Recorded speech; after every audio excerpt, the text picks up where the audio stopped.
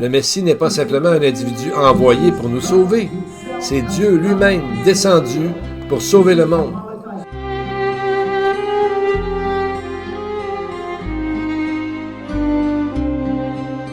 L'étude aujourd'hui tirée du livre de Malachie aborde ces prophéties précisément dans ce but, de diriger nos cœurs et notre espérance vers lui, Yeshua, et Malachie le fait avec une puissance remarquable.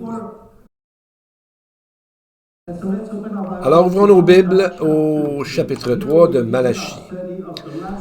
Nous voici au dernier chapitre de la Bible en hébreu, après une longue période de près de 4000 ans depuis la chute d'Adam, qui représente dans le fond toute l'humanité jusqu'à la chute des nations païennes à la tour de Babel, en incluant la chute d'Israël. Nous arrivons à la prophétie de l'événement le plus important de l'histoire de l'univers, passé, présente et future, soit la venue de Dieu lui-même sur terre pour sauver l'humanité. C'est pas rien quand on y pense sérieusement.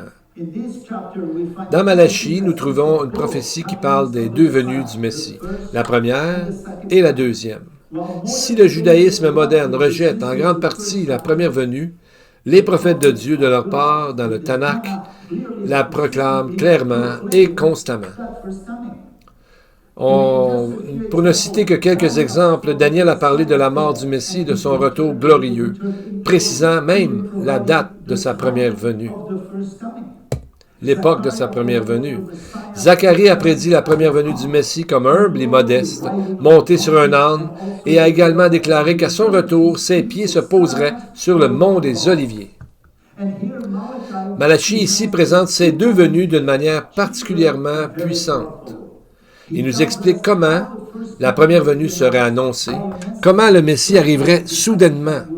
En hébreu, c'est le mot « pitom », prenant beaucoup de gens par surprise, soit parce qu'ils n'avaient pas lu les prophéties des Écritures, ou qu'ils en étaient loin, soit parce qu'ils les interprétaient différemment, ce qui les conduisait à des croyances erronées quant à ce qu'il fallait attendre et quand de l'arrivée du Messie.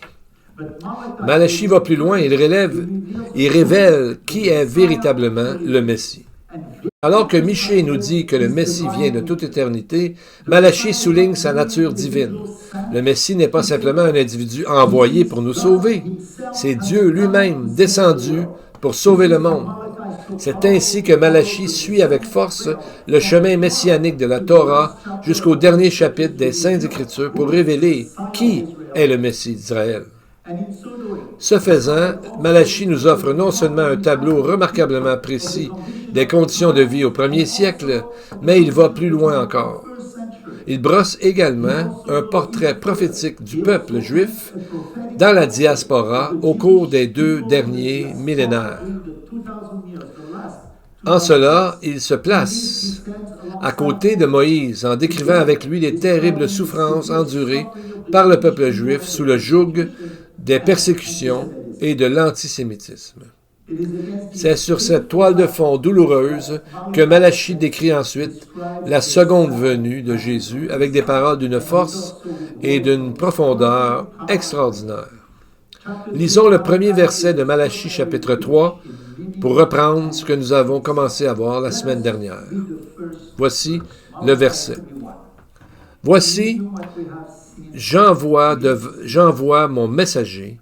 Il préparera le chemin devant moi. Et soudain entrera dans son temple le Seigneur que vous cherchez. Et voici que vient le messager de l'Alliance, en qui vous vous réjouissez, dit le Seigneur des armées. » Malachie nous livre ici une information cruciale concernant la nature du Messie. Cette information est frappante. Il nous dit que c'est le Seigneur lui-même qui vient.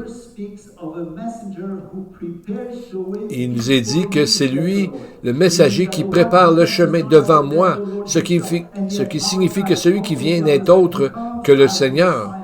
Or, Malachie nous dit aussi qu'il vient en tant que Messie. Dans ce même verset, le Messie est appelé le messager de l'Alliance. De nombreux commentateurs rabbiniques de l'Antiquité ont compris cette figure comme étant le messager ou l'ange c'est le même mot du Seigneur, un titre qui apparaît fréquemment dans les Écritures en hébreu. Cet ange du Seigneur n'est pas un être angélique ordinaire. Dans l'Écriture, il apparaît de manière à inciter les gens à l'adorer et il parle avec une autorité absolument divine. L'une des apparitions les plus célèbres, rappelez-vous, est celle du buisson ardent avec Moïse, ce qui a conduit le rabbin Nahmanides, qu'on appelle le Ramban, le grand commentateur rabbinique des temps médiévaux, a affirmé clairement que l'ange de l'Éternel, c'est l'Éternel lui-même. Il est important de noter que le mot « ange » ou « messager » dans la Bible a un sens large aujourd'hui. Le mot hébreu « malach » signifie simplement « messager ». Il ne désigne pas automatiquement un être céleste créé. Le contexte détermine si le messager est humain, angélique ou, comme dans ces passages, divin. Ainsi, Malachie présente le Messie non seulement comme un libérateur humain ou un être angélique, mais comme l'Éternel lui-même venant à son peuple. Une vérité qui s'inscrit pleinement dans le cadre des Écritures hébraïques. Le deuxième enseignement de Malachie qu'on va voir est que le Messie viendra 2 fois. Nous avons publié récemment une annonce sur Facebook, il y a quelques semaines, concernant la double venue du Messie. On a rencontré une forte opposition de la part des rabbins et de certains Juifs, en particulier d'Israël, qui ont fermement nié la double venue, bien que ce soit un thème récurrent chez les prophètes et que Malachie en apporte des arguments très convaincants. Pardon. Malachie 3.1 décrit la venue soudaine du Seigneur dans son temple. Mais de quel temple est-ce qu'on parle? Cette prophétie correspond le mieux au second temple qui existait à l'époque de Malachie, et l'Écriture ne donne aucune prophétie explicite de l'entrée du Messie dans un futur 3e temple, par exemple, et encore moins de manière inattendue. En effet, lorsque le Messie reviendra, il se rendra d'abord au mont des Oliviers. Selon Zacharie, il jugera les nations. Son apparition ne sera ni soudaine, ni inattendue. Elle aura lieu précisément après la période de tribulation de 7 années. De 7 ans. De ce seul verset, nous apprenons que le roi Messie d'Israël, c'est le Seigneur lui-même, et qu'il est déjà venu alors que le second temple existait et avant sa destruction en 70 après Jésus-Christ. C'est à cette époque que le Messie, selon Daniel, est arrivé sur terre. C'est le moment où Yeshua est venu. C'est le Messie d'Israël, mais il demeure encore malheureusement méconnu. Et comme l'a prophétisé Ésaïe, qui commence son chapitre 53 en disant « Qui a cru à notre message? » Il nous dit même quand il viendra. Et Malachie souligne ainsi la nature divine du Messie et annonce le moment de sa venue. Il dit que le Messie, il dit que vous attendez celui que vous désirez.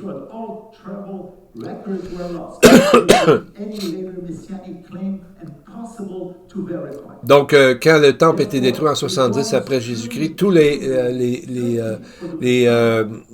documents qu'on avait ont été détruits. Donc, il n'y a rien qui dit que le Messie arriverait à un autre moment que ces documents que nous avons déjà. Et Jésus a rempli exactement ce que la Bible disait concernant sa descendance et qui il était. Qui a cru notre message, comme on a dit au chapitre 53 du livre d'Ésaïe. Donc, les Écritures sont claires.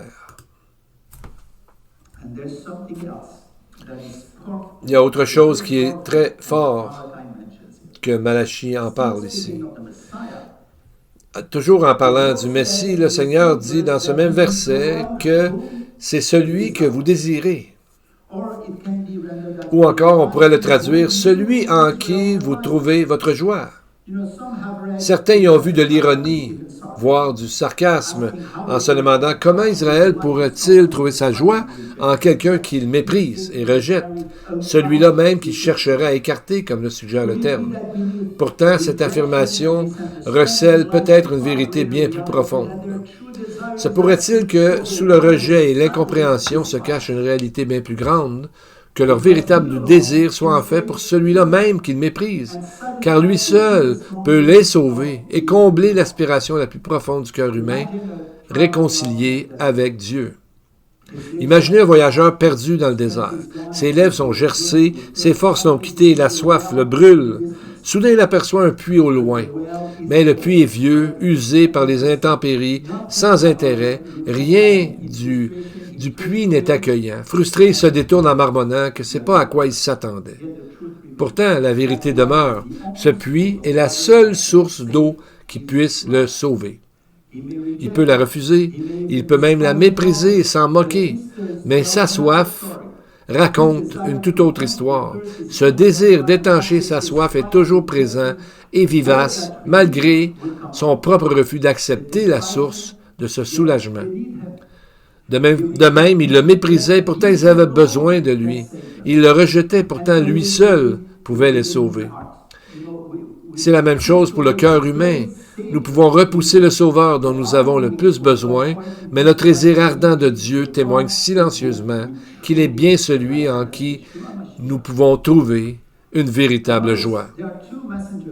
Et remarquons qu'il y a ici deux messagers, le Messie, appelé messager de l'Alliance, et un autre messager qui vient lui préparer le chemin.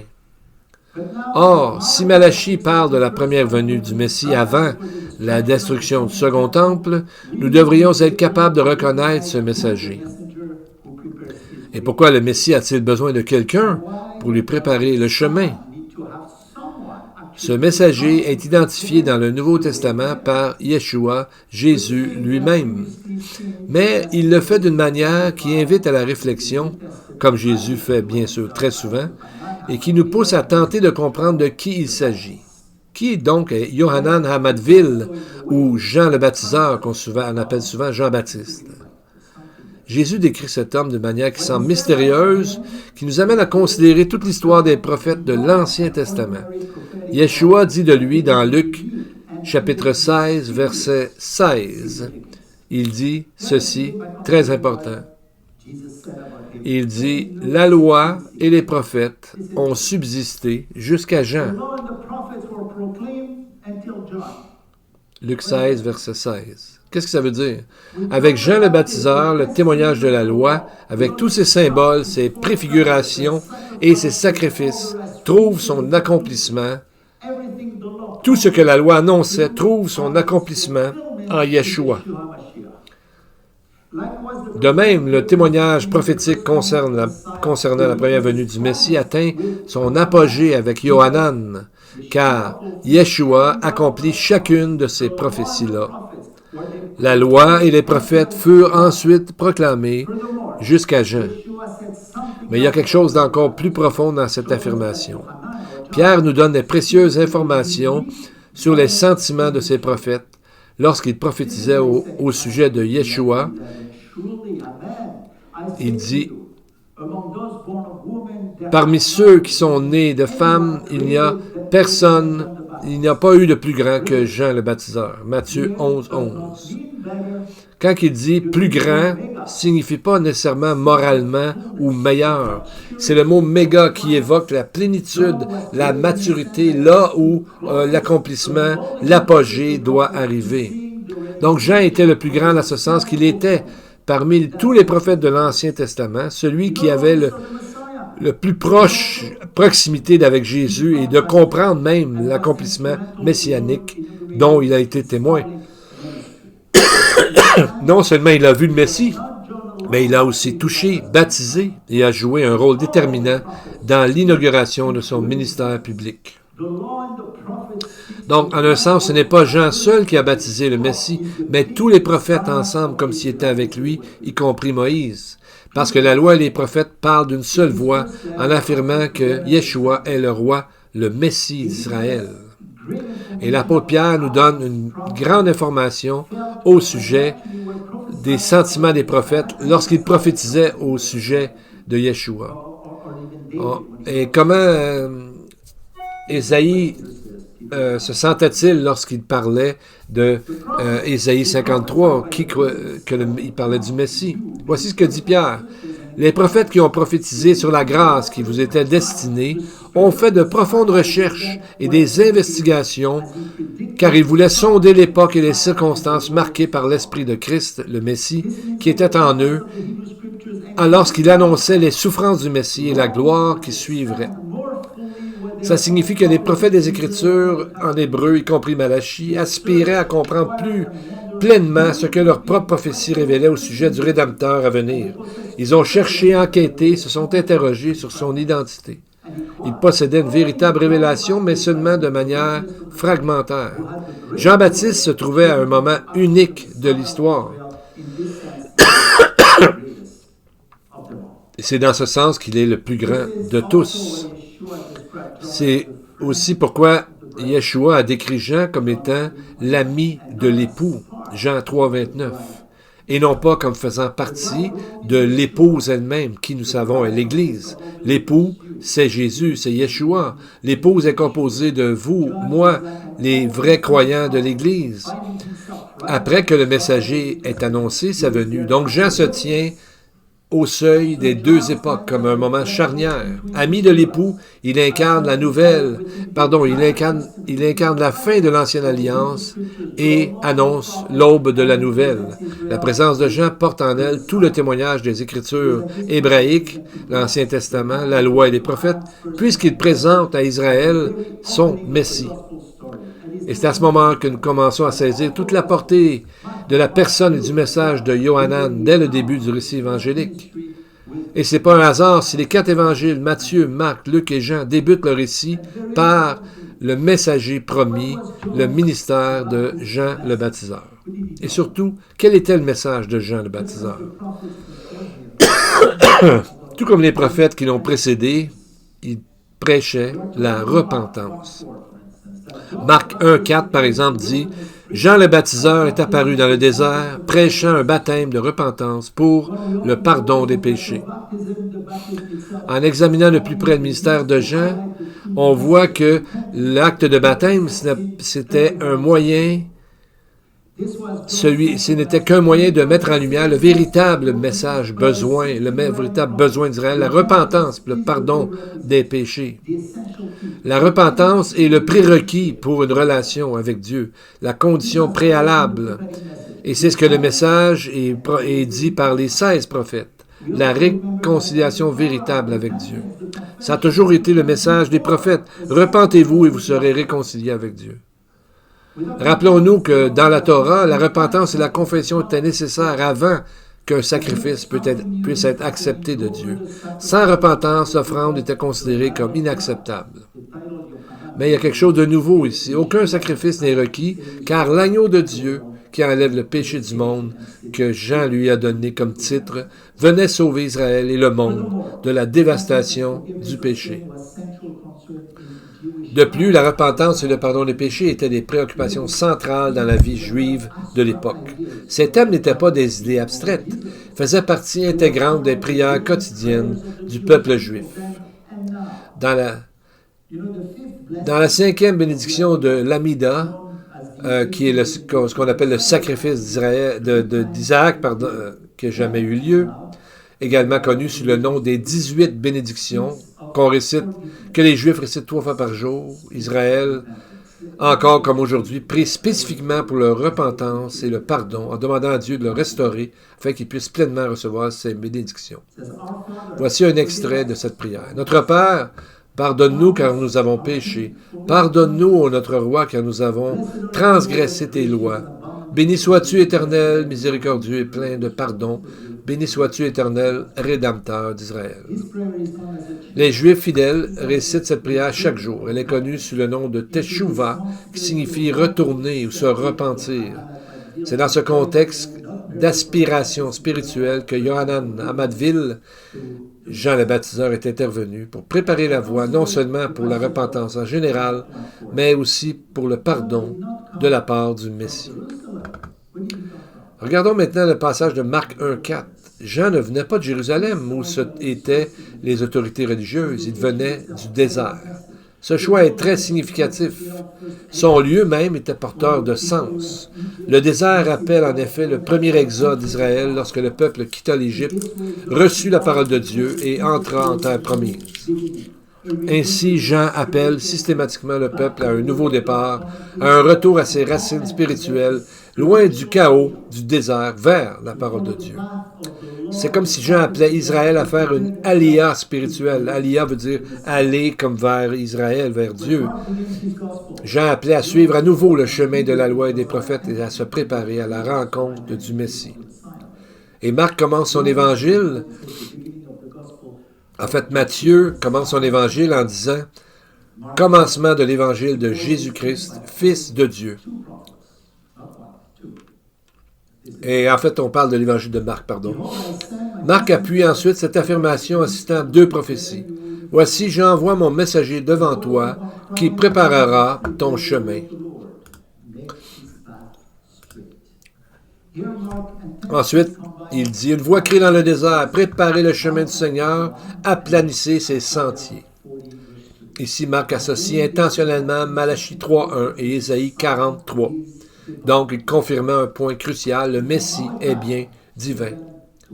Alors, de Malachie à Ésaïe, à Jean le baptiseur, le message est très cohérent et clair. Le Seigneur est descendu pour sauver. Dans les deux prophéties, c'est le Seigneur lui-même qui vient. Or, dans l'histoire, celui qui est venu est bien Jésus, Yeshua. Ces deux passages placés au tout début de l'évangile de Marc proviennent de deux moments charnières des Écritures hébraïques, donc de l'Ancien Testament. Dans Malachie, nous arrivons à la toute fin des Écritures hébraïques, là où le jugement est proche et où résonne un appel final et puissant à la repentance, tiré de l'Ancien Testament. En Ésaïe, nous entrons dans une nouvelle section, les chapitres 40 à 53, qu'on appelle les 4 chants du serviteur, décrivant la vie, la souffrance, la mort et la résurrection du Messie serviteur, culminant dans Ésaïe 53. En rapprochant ces deux passages, Marc nous montre qu'un tournant majeur de l'histoire a été atteint. La longue attente est terminée. Le temps de la préparation est achevé. Le Seigneur est venu offrir le salut. Il est venu en la personne de Yeshua. À bien des égards, le message de tous les prophètes de la Bible pourrait se résumer en ces mots simples. Israël, rentre donc à la maison. Tel est le titre et le cœur de notre étude aujourd'hui. Le seul moyen de connaître véritablement Dieu et le Messie est de remonter à la source. Il n'existe qu'un seul document qui le révèle clairement et fidèlement, les Saintes Écritures. C'est là que Dieu se fait connaître, et ce document est accessible à tous, ou presque. Certes, de nombreux passages des Écritures sont difficiles à comprendre, mais cela ne vaut ni pour le Messie, ni pour sa venue, ni pour son rejet, et certainement pas de la manière dont il vient nous sauver. Ces vérités ne sont pas cachées, mais très clairement présentées. En parlant de la Torah, Moïse a dit ceci. « Ce commandement que je vous prescris aujourd'hui n'est ni trop difficile pour vous, ni hors de votre portée. Il n'est pas au ciel pour que vous disiez « Qui montera au ciel pour nous le rapporter et nous le faire entendre afin que nous le mettions en pratique? » Il n'est pas non plus au-delà de la mer pour que vous disiez « Qui traversera la mer pour nous le rapporter, nous faire entendre afin que nous le mettions en pratique? » Le verset suivant dit « Voici, je mets aujourd'hui devant vous la vie et le bonheur, la mort et le malheur. » Alors, quel chemin vers la vie, le bonheur, la sécurité et même la vie éternelle? Quel est le chemin? Bien, il se trouve dans sa parole. La Torah a beaucoup à nous apprendre si nous sommes prêts à l'ouvrir et à l'écouter. Et à qui Moïse s'adressait-il? À tout Israël, hommes et femmes, jeunes et vieux, toutes les générations.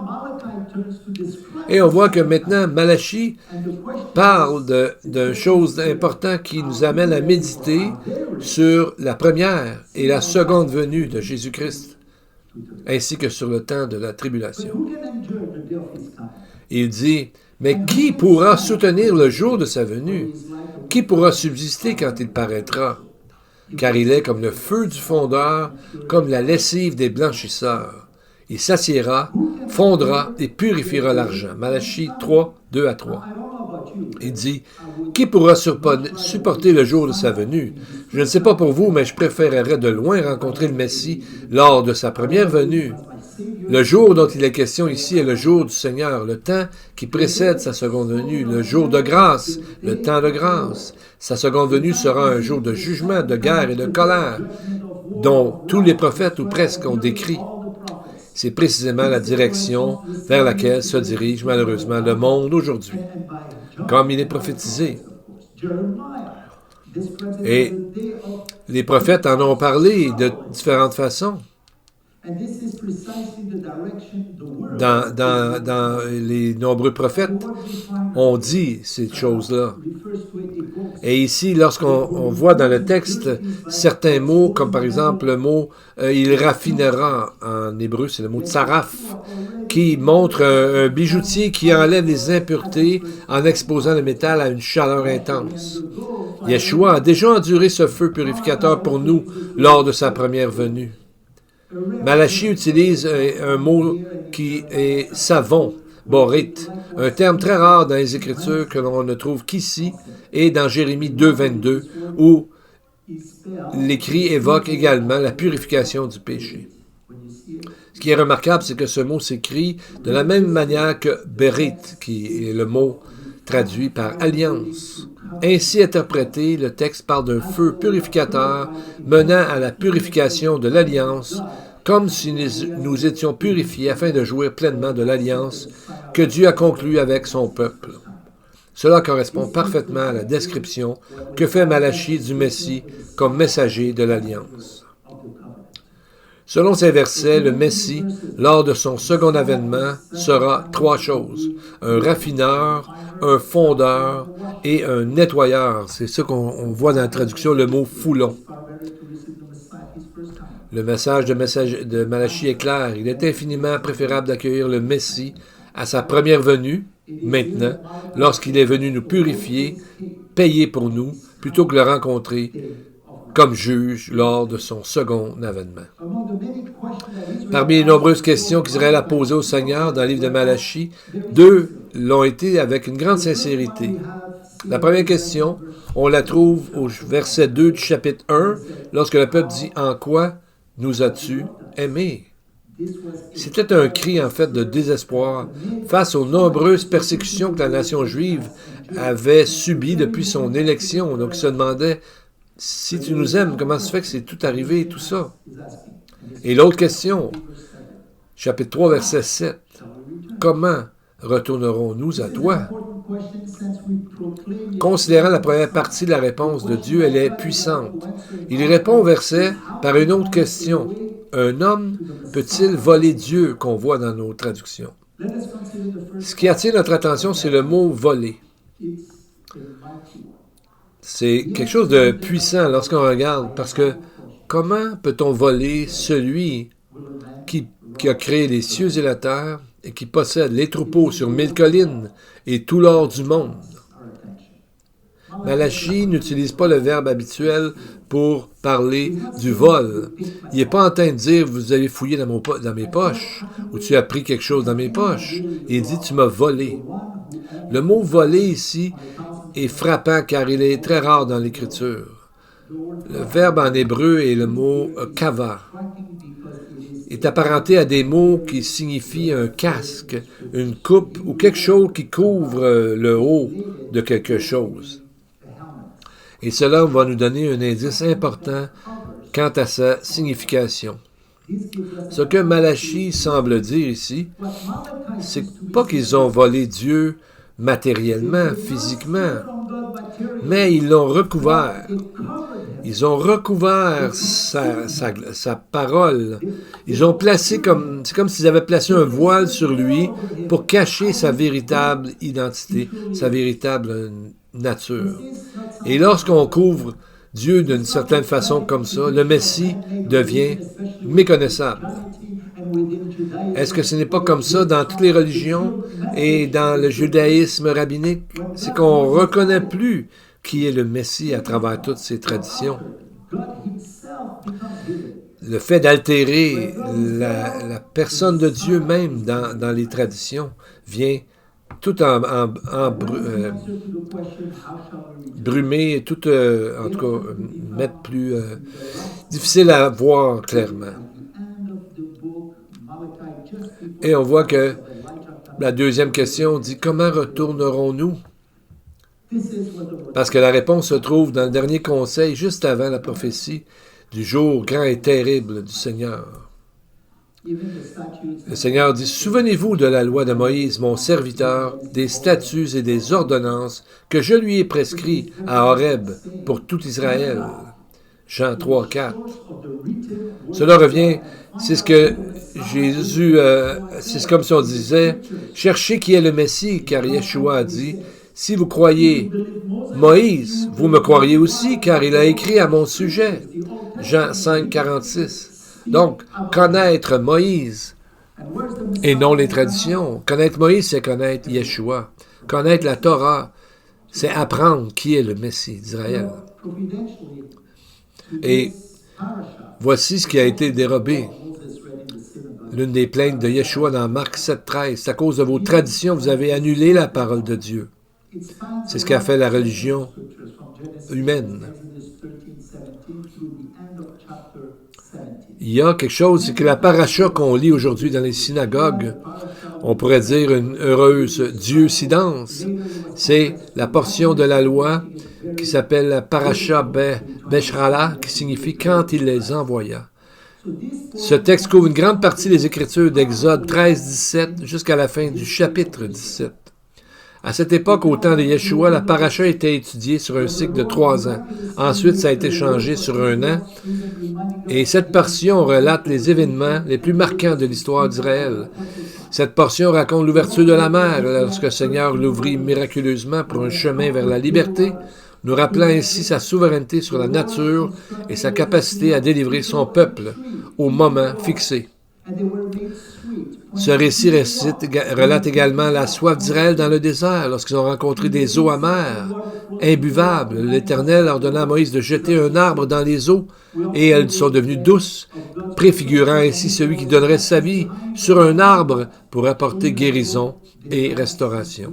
Dans le même passage, l'eau a jailli du rocher, nous rappelant que l'Éternel est notre soutien. Nous lisons également que Dieu protège Israël lorsqu'Amalek l'a attaqué par derrière, démontrant ainsi que l'Éternel défend son peuple contre ses ennemis. Quand les Israélites ont vu la première fois comment Dieu portait une attention particulière et quotidienne en lui donnant la manne, ils ont dit dans Exode 16, 15, qu'est-ce que c'est? En hébreu, on lit manhu, qui veut dire qui est-ce?